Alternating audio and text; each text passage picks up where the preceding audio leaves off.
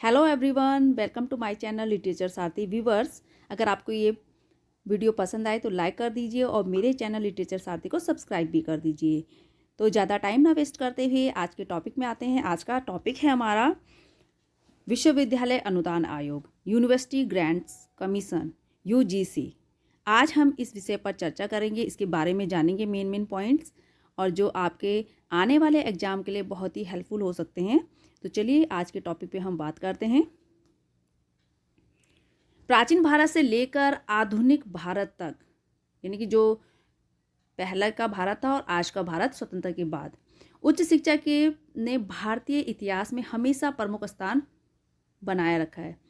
प्राचीन समय में नालंदा, तक्षशिला, विक्रमशिला विश्वविद्यालयों में उच्च शिक्षा की प्रसिद्ध सीटें थी, जो न केवल देश भर में बल्कि कोरिया, चीन, बर्मा, सीलोन जैसे दूर दराज के देशों में भी छात्रों को आकर्षित करती।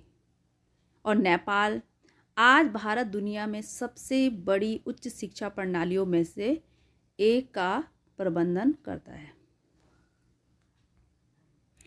उच्च शिक्षा की वर्तमान प्रणाली 1823 में माउंट स्टूअर्ट एल्फिंस्टन के मिनटों में वापस आ गई, जिसमें अंग्रेजी और यूरोपियन विज्ञान पढ़ाने के लिए स्कूलों की स्थापना की आवश्यकता पर जोर दिया गया। बाद में लॉर्ड मैकेले ने 1835 में अपने मिनटों में देश के मूल निवासियों को अच्छी तरह से अंग्रेजी विद्वान बनाने के प्रयासों की वकालत की, और 1854 के सर चार्ल्स वुड डिस्पैच, जिसे भारत में अंग्रेजी शिक्षा के मैग्ना कार्टा के नाम से जाना जाता है, जो 1854 में सर चार्ल्स वुड डिस्पैच है, उसे भारत में किसके नाम से जाना जाता है? शिक्षा के मैग्ना कार्टा के नाम से, ने प्राथमिक विद्यालय से विश्वविद्यालय तक की उचित रूप से मुखर योजना बनाने की कोशिश की। इसमें स्वदेशी शिक्षा को प्रोत्साहित करने और शिक्षा की सुसंगत नीति के निर्माण की योजना बनाई गई। इसके बाद 1857 में कोलकाता, बॉम्बे और मद्रास विश्वविद्यालय स्थापित किए गए। 1887 में इलाहाबाद विश्वविद्यालय और अंतर विश्वविद्यालय बोर्ड, जिसे बाद में भारतीय विश्वविद्यालय के संघ के रूप में जाना जाता है, की स्थापना 1925 में विश्वविद्यालय की गतिविधियों को बढ़ावा देने के लिए की गई, ताकि शिक्षा, संस्कृति, खेल और संबंधित क्षेत्रों में जानकारी और सहयोग को साझा किया जा सके। कौन कौन से क्षेत्रों में? शिक्षा, संस्कृति और खेल के। भारत में शिक्षा की एक राष्ट्रीय प्रणाली तैयार करने का पहला प्रयास 1944 में आया। भारत में युद्ध के बाद के शैक्षिक विकास पर केंद्रीय शिक्षा बोर्ड की रिपोर्ट के साथ, जिसे सार्जेंट रिपोर्ट भी कहा जाता है, जो केंद्रीय शिक्षा बोर्ड की रिपोर्ट थी उसे सार्जेंट रिपोर्ट भी कहा जाता है। ये भी आपसे क्वेश्चन बन सकता है इसमें, किस केंद्रीय शिक्षा बोर्ड की रिपोर्ट को क्या कहा जाता है? तो उसको क्या कहा जाता है? Sergeant report. और सार्जेंट रिपोर्ट किसको कहा जाता है? तो केंद्रीय शिक्षा बोर्ड को। इसमें 1945 में बनारस, दिल्ली के अलीगढ़ के 3 केंद्रीय विश्वविद्यालयों के काम की देखरेख के लिए एक विश्वविद्यालय अनुदान समिति के गठन की सिफारिश की गई। 1947 में समिति को सभी मौजूदा विश्वविद्यालयों से निपटने की जिम्मेदारी सौंपी गई। 1947 में भारत की उच्च शिक्षा का इतिहास काफ़ी पुराना है। इसके मूल में 19वीं शताब्दी है, और जब वाइसराय लॉर्ड मैकाले ने अपनी सिफारिशें रखी थी, उसके बाद 19वीं शताब्दी में तो किसने रखी थी सिफारिशें? वाइसराय लॉर्ड मैकाले ने। और 20वीं शताब्दी में सन 1925 में इंटर यूनिवर्सिटी बोर्ड की स्थापना की गई। 1925 में किसकी स्थापना की गई? इंटर यूनिवर्सिटी बोर्ड की स्थापना 1925 में की गई, इसका बाद में नाम बदल दिया गया, और इसका नाम क्या बदला गया? भारतीय विश्वविद्यालय संघ, इंटर यूनिवर्सिटी बोर्ड 1925 में इसकी स्थापना की गई 20वीं सदी में, और इसका नाम बाद में बदलकर भारतीय विश्वविद्यालय संघ एसोसिएशन ऑफ इंडियन यूनिवर्सिटीज रखा गया। इस संस्था के अंतर्गत सभी विश्वविद्यालयों के बीच शैक्षिक, सांस्कृतिक और संबंधित क्षेत्रों के बारे में सूचना का आदान प्रदान करने के लिए किया गया था। किस किस का? शैक्षिक, सांस्कृतिक और संबंधित क्षेत्रों के बारे में सूचना आदान प्रदान करने के लिए किया गया था। किसका गठन? भारतीय विश्वविद्यालय संघ का, जिसका नाम पहले 1925 में क्या रखा है? Inter university board.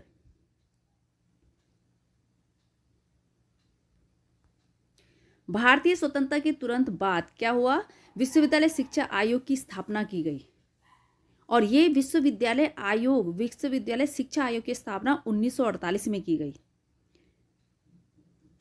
इस एस राधाकृष्णन की अध्यक्षता में भारतीय विश्वविद्यालय शिक्षा पर एक रिपोर्ट करने और सुधार और विस्तार सुझाने के लिए की गई थी, जो वर्तमान और भविष्य की जरूरतों और देश की आकांक्षाओं के अनुरूप होने के लिए वांछनीय हो सकता है।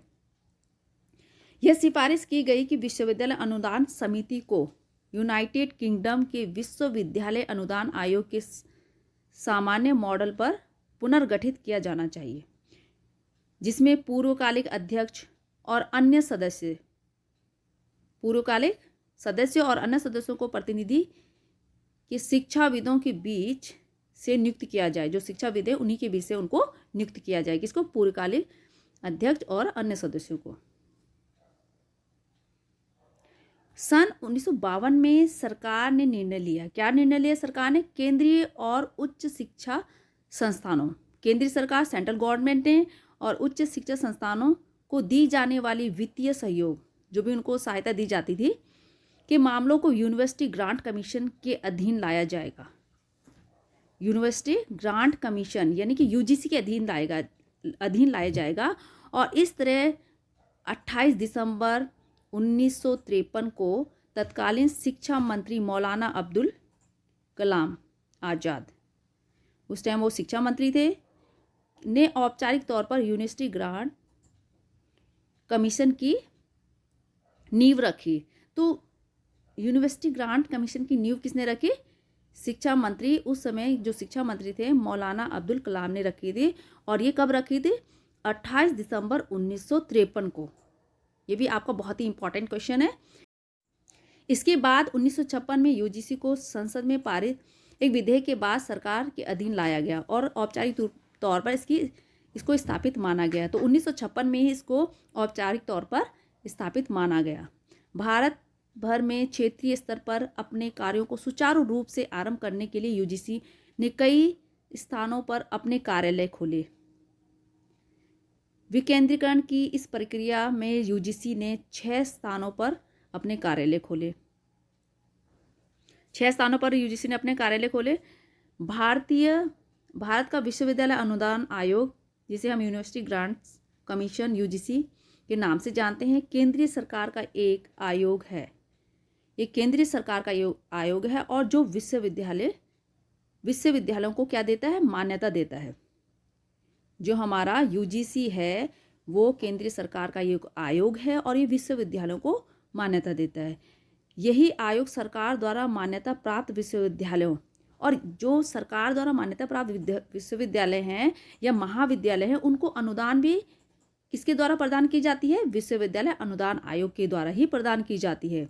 तो इसका जो मुख्यालय है वो कहाँ पर है? नई दिल्ली में है। किसका? यूजीसी का। देश में प्रभावी क्षेत्रवार कवरेज सुनिश्चित करने के लिए यूजीसी ने पुणे, हैदराबाद, कोलकाता, भोपाल, गुवाहाटी और बेंगलोर में 6 क्षेत्रीय केंद्र स्थापित किए हैं करके अपने कार्यों को विकेंद्रीकरण किया है। विकेंद्रीकरण यूजीसी ने कैसे विकेंद्रीकरण किया है? 6 क्षेत्रीय केंद्र स्थापित करके। और ये क्षेत्रीय केंद्र, ये भी इंपॉर्टेंट क्वेश्चन है आपके एग्जाम पॉइंट ऑफ व्यू से। तो वो 6 क्षेत्रीय केंद्र कहाँ कहाँ पर स्थापित किए गए? पुणे, हैदराबाद, कोलकाता, भोपाल, गुवाहाटी और बेंगलोर में। यूजीसी का जो कार्यालय है वो कार्यालय कहाँ कहाँ पर है यूजीसी के? तो विश्वविद्यालय अनुदान आयोग यूजीसी का जो पहला कार्यालय वो जो मेन कार्यालय है बहादुर शाह जफर मार्ग नई दिल्ली में है, और दूसरा कार्यालय है यूजीसी का 35 फिरोज शाह रोड नई दिल्ली। और तीसरा जो कार्यालय है वो है यूजीसी नेट ब्यूरो दिल्ली विश्वविद्यालय का दक्षिण परिसर बेनिटो जुआरेज मार्ग नई दिल्ली। आयोग की स्थापना के समय, जब यूजीसी की स्थापना हुई थी तो उस समय वहाँ पर जो तत्कालीन जो क्या थे शिक्षा मंत्री थे वो कौन थे? मौलाना आज़ाद और डॉक्टर सर्वपल्ली राधाकृष्णन जी थे। विश्वविद्यालय अनुदान आयोग के जो प्रथम अध्यक्ष थे वो कौन थे? तो विश्वविद्यालय अनुदान आयोग के प्रथम अध्यक्ष शांति स्वरूप भटनागर जी थे। कौन थे? शांति स्वरूप भटनागर जी। ये भी आपके लिए इंपॉर्टेंट क्वेश्चन है। डॉक्टर शांति स्वरूप भटनागर एक प्रसिद्ध भारतीय वैज्ञानिक थे। इनके बारे में भी हमें थोड़ा सा जानना होगा कि कौन थे ये। एक प्रसिद्ध वैज्ञानिक थे जिन्होंने भारत के राष्ट्रीय प्रयोगशालाओं की स्थापना में प्रमुख भूमिका निभाई थी। जो राष्ट्रीय प्रयोगशालाएं थी उनमें एक प्रमुख भूमिका निभाई थी। इसलिए इन्हें क्या कहा जाता था? शांति स्वरूप भटनागर जी को, जो यूजीसी के पहले अध्यक्ष थे, उनको क्या कहा जाता था? भारत में राष्ट्रीय प्रयोगशालाओं का जनक कहा जाता था। तो ये भी आपका क्वेश्चन बन सकता है कि भारत में राष्ट्रीय प्रयोगशालाओं का जनक किसे कहा जाता था? तो वो कहा जाता था शांति स्वरूप भटनागर जी को। और शांति स्वरूप भटनागर जी क्या थे? ये यूजीसी के पहले अध्यक्ष थे।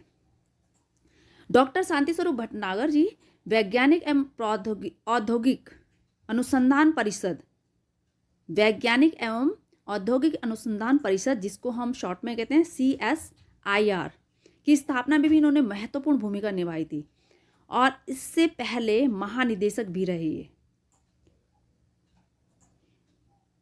यह राष्ट्रीय योग्यता परीक्षा जो यूजीसी है, राष्ट्रीय योग्यता परिषद, नेशनल एलिजिबिलिटी टेस्ट, जिसको हम नेट भी कहते हैं, का आयोजन करता है। कौन? यूजीसी। जिसे उत्तीर्ण करने के आधार पर विश्वविद्यालय और महाविद्यालयों में अध्यापकों की नियुक्ति होती है। तो ये कार्य भी किसके द्वारा किया जाता है? यूजीसी के द्वारा। नेट योग्यता परीक्षा शिक्षा में स्नातक स्तर पर एमफिल उत्तीर्ण लोगों के लिए और पोस्ट ग्रेजुएट स्तर पर PhD उत्तीर्ण लोगों के लिए 2006 से क्या है? छूट है। उच्च शिक्षा हेतु शिक्षा प्रत्यायन कार्य विश्वविद्यालय अनुदान आयोग ने 15 संस्थानों द्वारा किया जाता है। 15 संस्थान वो कौन कौन से हैं? अखिल भारतीय तकनीकी शिक्षा परिषद, जिसको हम बोलते हैं AICTE।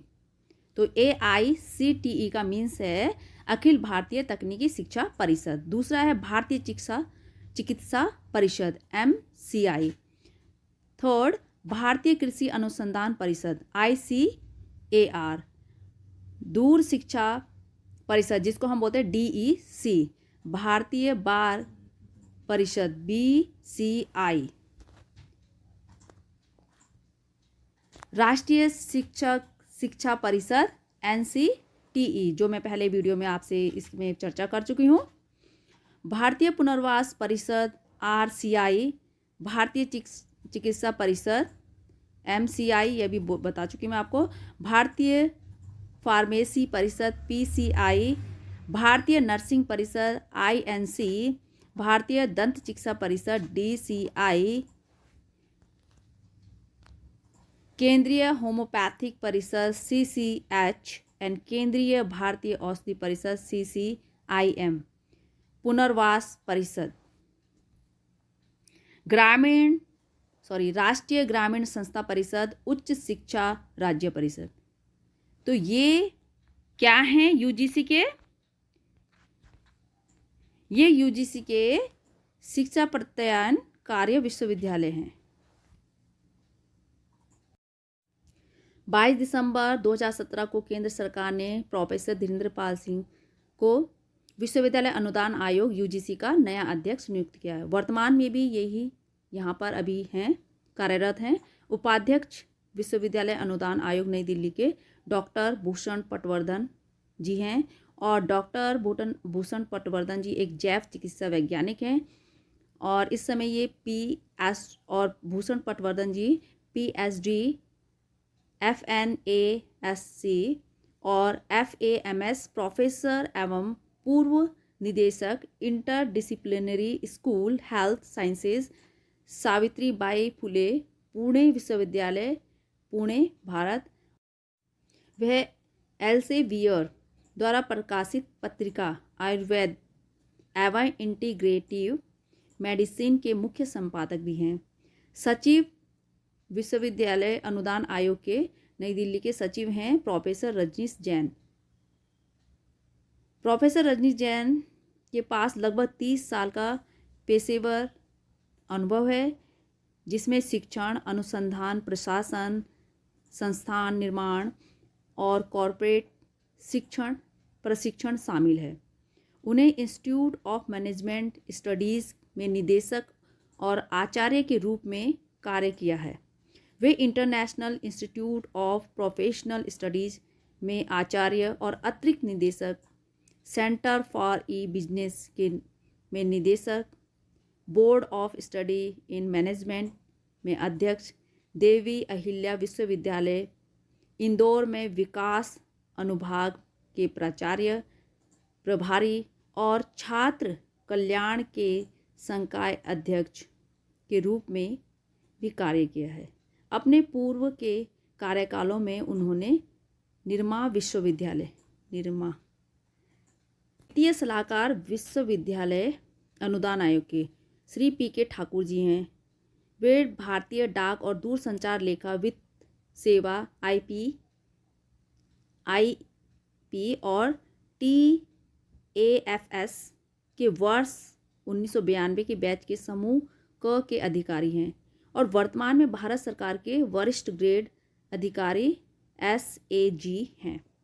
उन्होंने दूरसंचार विभाग के संगठनों में वित्त विभागों में विभिन्न पदों पर कार्य किया है और इससे पूर्व वर्ष 2006 से 11 तक केंद्रीय स्टाफिंग योजना के तहत प्रतिनियुक्ति पर महिला एवं बाल विकास मंत्रालय भारत सरकार में निदेशक के रूप में उन्होंने कार्य किया है। किन्होंने?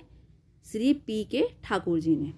राष्ट्रीय सुविधाएं, 4 राष्ट्रीय सुविधा केंद्र स्थापित किए गए हैं विश्वविद्यालय अनुदान आयोग के द्वारा। पश्चिमी क्षेत्र इंस्ट्रूमेंटेशन सेंटर मुंबई विश्वविद्यालय, MST रडार सुविधाएं श्री वेंकटेश्वर विश्वविद्यालय तिरुपति और inter university centre for humanities and social sciences IUCSS Indian institute of advance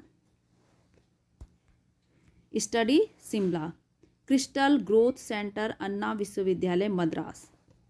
तो इनके बारे में थोड़ा सा हम जान लेते हैं कि इन्होंने कब स्थापित किया था। तो जो पहला हमारा केंद्र पश्चिम क्षेत्रीय इंस्ट्रूमेंटेशन सेंटर मुंबई, इस केंद्र की स्थापना 1978 में मुंबई विश्वविद्यालय के प्रशासनिक नियंत्रण के तहत विश्वविद्यालय अनुदान आयोग द्वारा की गई, यानी कि UGC के द्वारा की गई। इसकी स्थापना कब की गई? 1978 में।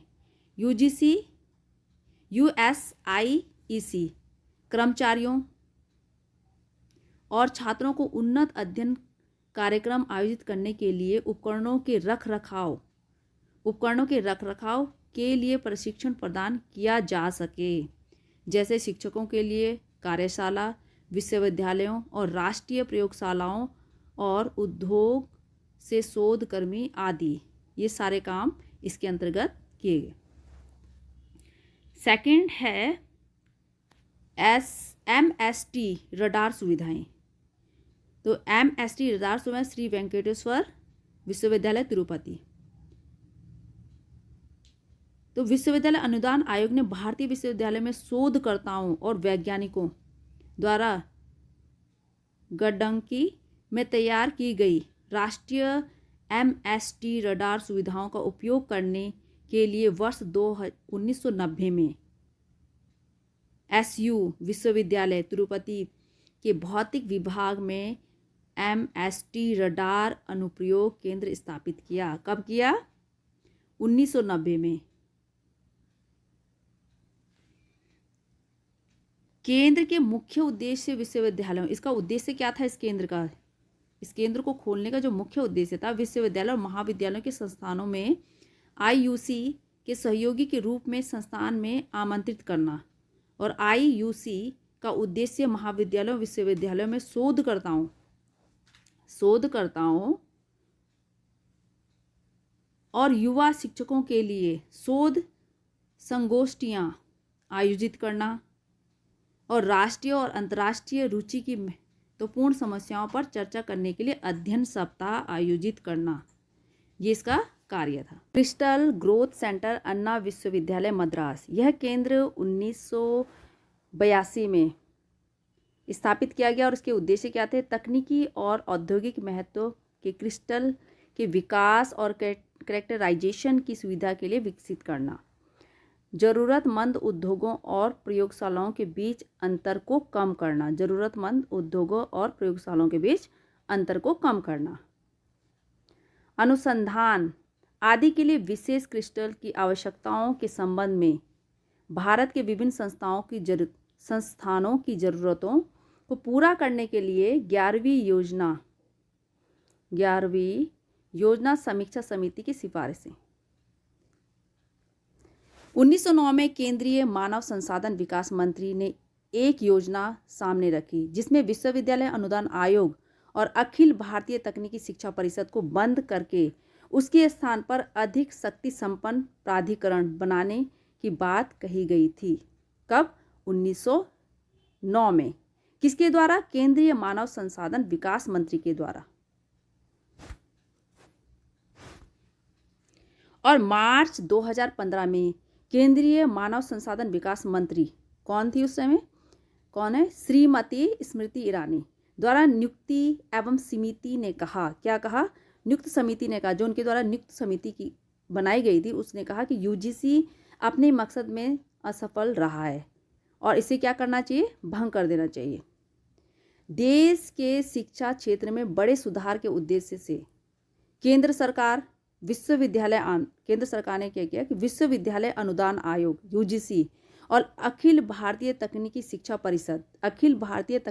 परिषद मीन्स AICTE को समाप्त कर उसकी जगह एक उच्च शिक्षा नियामक बनाने जा रही है, जिसका नाम क्या रखा है? Higher education empowerment regulation agency. ये भी इंपॉर्टेंट क्वेश्चन हो सकता है आपका, जिसका नाम क्या है?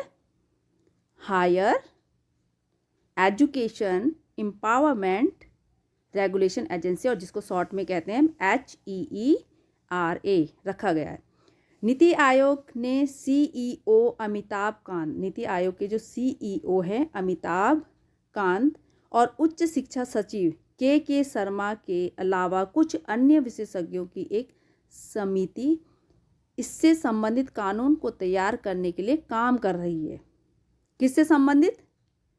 जो higher education empowerment regulation agency. UGC और AICTE की जगह एकल नियामक लाना अब तक देश का सबसे बड़ा सुधार होगा। हमारे देश का, किसका? हमारे भारत देश का। इसके अधिकार क्षेत्र में जुड़ी सभी कमियां दूर हो जाएंगी। जो भी कमियां हैं, जो भी अभी तक इसमें कमियां पाई गई हैं, वो सब दूर किया जाएगा उन्हें। और इसके साथ ही ऐसे नियामकीय प्रावधान भी समाप्त होंगे जिसकी अब क्या नहीं है? ज़रूरत नहीं है। एकल नियामक होने से एक संस्थानों के बीच के तालमेल बेहतर हो सकेंगे। जो भी संस्थान है उनके बीच के तालमेल क्या हो सकेंगे? बेहतर हो सकेंगे, अच्छे हो सकेंगे। व्यूअर्स, आई होप आपको ये वीडियो पसंद आई होगी। अगर पसंद आई होगी तो लाइक कर दीजिए और मेरे चैनल लिटरेचर साथी को सब्सक्राइब भी कर दीजिए। और आप मेरे वीडियो में कमेंट करके भी बताइए कि आपको कौन सी चीज़ सबसे अच्छी लगी है और किस टॉपिक पे मुझे और वीडियोस बनानी चाहिए, वो भी आप कमेंट करके बताइए। तो तब तक के लिए take care and bye bye. मिलते हैं हम अब अपनी नेक्स्ट वीडियो में।